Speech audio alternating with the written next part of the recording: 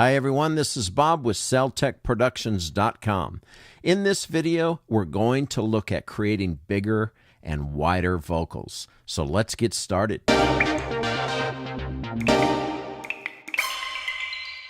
So whenever you see a technique to get bigger, wider, or thicker vocals, it involves doing three things: detuning the vocals, panning, and adding delay. Now, we've been doing this trick for years now, but back in the day, it wasn't done with plugins. I remember in the 80s and 90s, I would get my vocalist to do a second and third take. And if their timing was acceptable, you could use those takes to layer the vocals.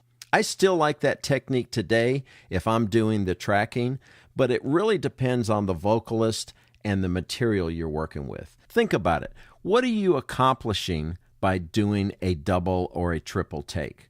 No matter how good the singer is, there will still be milliseconds in timing difference between the takes and a few cents in pitch. So what you end up with are two of the three ingredients: pitch shifting and delay.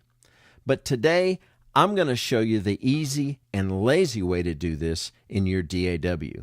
Now, there are several ways to do this, so you can just be creative once you realize the process. A few years ago, I adopted a modified version of what Warren Hewitt shows on his site. So go check out Warren at producelikeapro.com or his YouTube channel. He has some great stuff.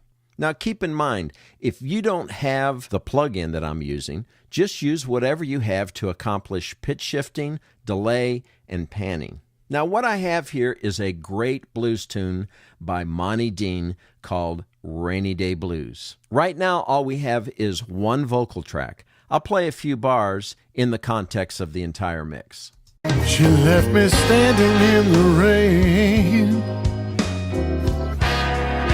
for the third time this week. Yes, she did.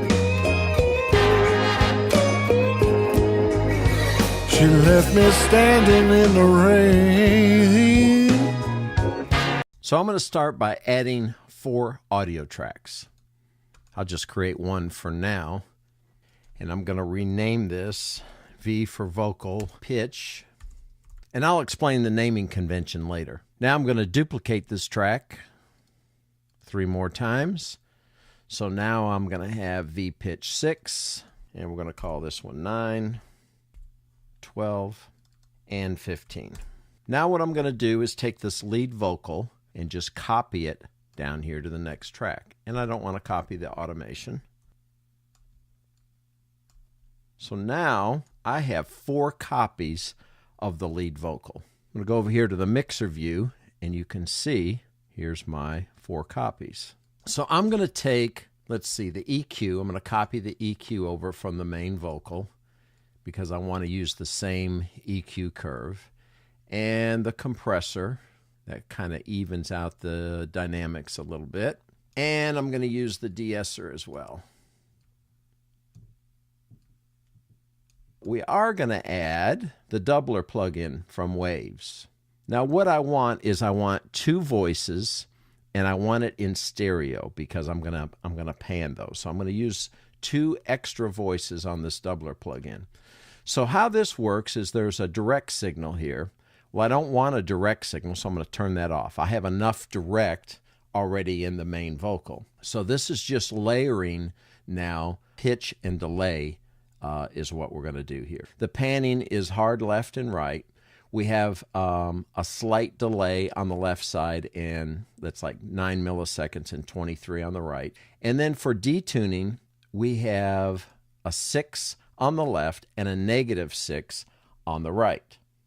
Now this is in cents. How cents work, it takes 100 cents to move a note a half step, either up or down. So depending on whether you're going positive or negative.